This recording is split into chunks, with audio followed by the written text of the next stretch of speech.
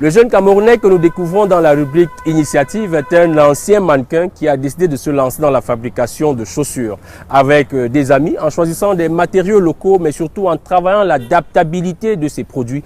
Il est donc dans le Made in Cameroun pour ce qui est de vos chaussures. Sa marque, c'est Mr Black. Lui, c'est Frédéric Camteau. Une initiative que nous avons jugée pertinente et que je vous invite à découvrir.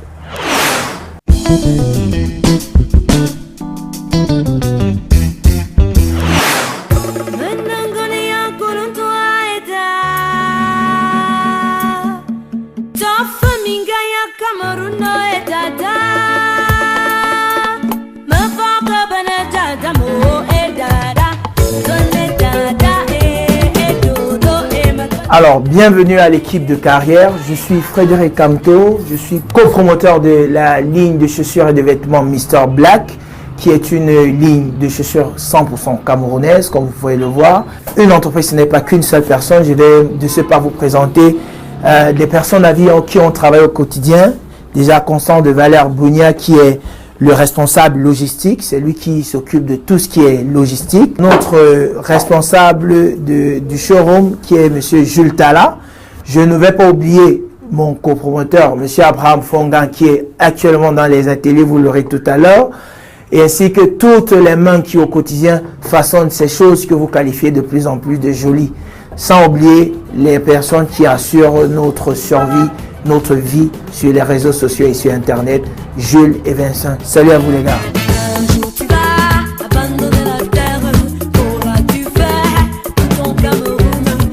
Mr Black naît d'initiative de deux jeunes Camerounais qui déjà fréquentaient le milieu mode en tant que mannequin, et on a accompagné des créateurs. Pendant qu'on les accompagnait, on s'est rendu compte qu'il y avait beaucoup de potentiel, mais qu'il était très peu exploité. En fait, qu'il était mal managé. Et sur une opportunité, on s'est dit que c'était l'occasion de se lancer. On s'est formé et on a lancé la bouteillerie. La particularité de la ligne Mr Black, elle est épurée. Nous la voulons classe. Et maintenant, nous la pensons aussi solide, tropicalisée. C'est-à-dire qu'elle n'a pas peur des reliefs et de la boue de chez nous.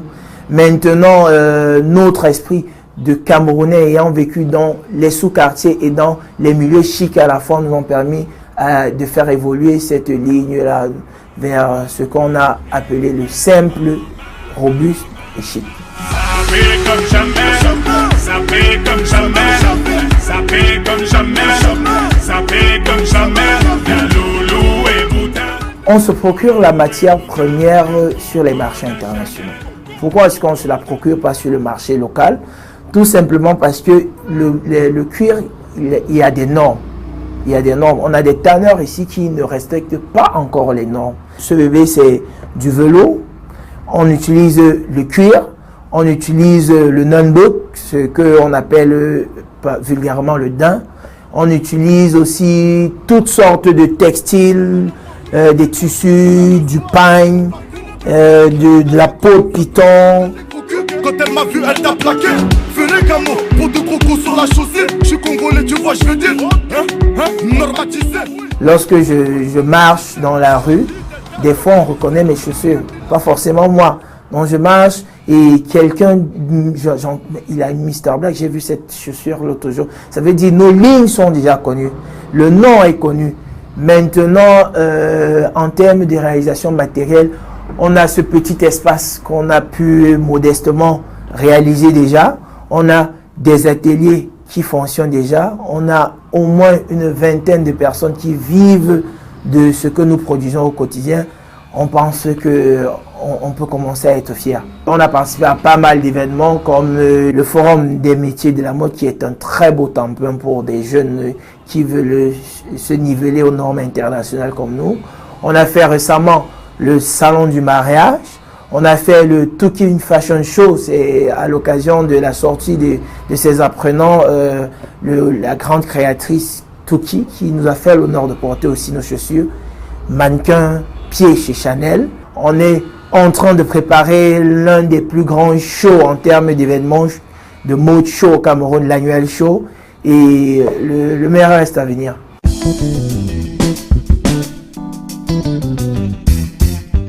La toute première, c'est déjà de se lancer, parce que on a souvent 1 milliard d'idées, mais faire la première pierre, c'est souvent le plus difficile. Après, maintenant, il y a l'implémentation, faire évoluer la qualité, parce que ce que nous on fait aujourd'hui, ce n'est pas ce qu'on produisait il y a 2 ans. Maintenant, il faut faire changer les mentalités aussi. Les gens, à un moment, apprécient bien que, ah ouais, il y a des Camerounais qui font des chaussures, mais ne sont pas prêts à les mettre. Il faut qu'ils puissent comprendre que leurs frères sont capables de faire des choses de qualité. Maintenant, le sempiternel problème de finances, il reviendra toujours, mais ce n'est pas ce qui va nous arrêter, parce qu'on est sûr qu'à terme, on pourra, ne serait-ce qu'en grandissant, faire grandir l'entreprise, et on attire déjà pas mal de personnes qui voudraient bien nous accompagner. Donc, ça viendra.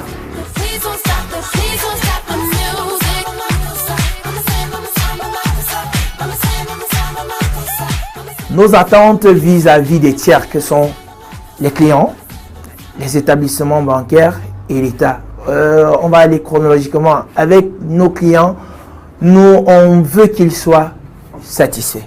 C'est pour ça qu'on se remet perpétuellement en question. Maintenant, vis-à-vis des partenaires financiers, on veut bien, on sait qu'on a la capacité de grandir. Si on a 20 millions de Camerounais, si on en chausse seulement le centième, ce sera déjà beaucoup. On a un grand voisin qui est le Nigeria, qui a 100 millions d'âmes, dont on peut facilement pénétrer le marché. On ne demande que ça, grandir, donner notre contribution à l'économie de notre pays, tant en image de marque qu'en rentrant des devises. C'est très très important que les devises qu'on a, le peu qu'on travaille, que ça tourne dans le pays, plutôt que de sortir massivement vers l'Asie, où forcément les produits ne sont pas toujours de qualité, ou vers l'Europe, où forcément les produits ne sont pas toujours pensés pour nous. Vis-à-vis de l'État, l'État nous donne déjà le cadre géographique. On remercie le cadre légal, parce que somme toute, il est déjà quand même un peu plus facile de créer une entreprise au Cameroun. Maintenant, il y a beaucoup d'accompagnement sur les startups, mais on voit beaucoup plus les startups qui font dans l'informatique. Alors que dans ce qu'on appelle la théorie de l'avantage comparatif, ce n'est pas sûr qu'on peut concurrencer l'Inde avec l'informatique. C'est bien, on va pas dormir, on va pas ne pas se développer sur ce plan-là, mais il faut penser aussi aux produits, aux entreprises à haute capacité de main-d'œuvre. Parce que pour produire 10 chaussures, il faut au moins une dizaine de personnes qui travaillent. Les chaussures, c'est une activité dont la part de la machine ne peut pas dépasser un certain pourcentage. Surtout quand on est dans le handmade, parce que ces chaussures sont labellisées handmade. Elles sont cousues à la main.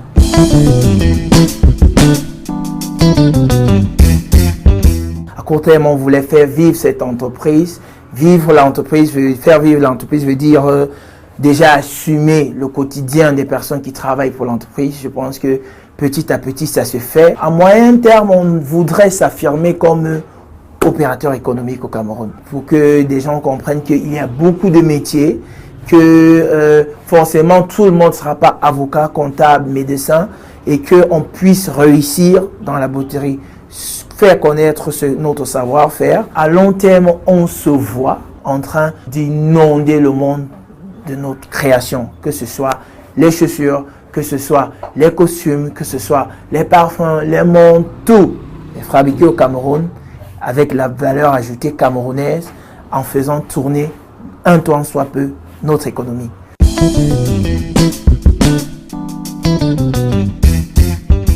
Le conseil que je vais donner à mes jeunes frères, c'est de croire en eux et penser que vous ne pourrez que réussir, avoir la foi en ce que vous faites. Si vous êtes jugé à votre capacité lorsque vous êtes un poisson à grimper à un arbre, vous serez forcément mis derrière, alors que vous êtes un très grand nageur. Croyez en vous, pensez à ce que vous avez les capacités de faire. Faites une introspection, découvrez-vous et vous ne pourrez que réussir.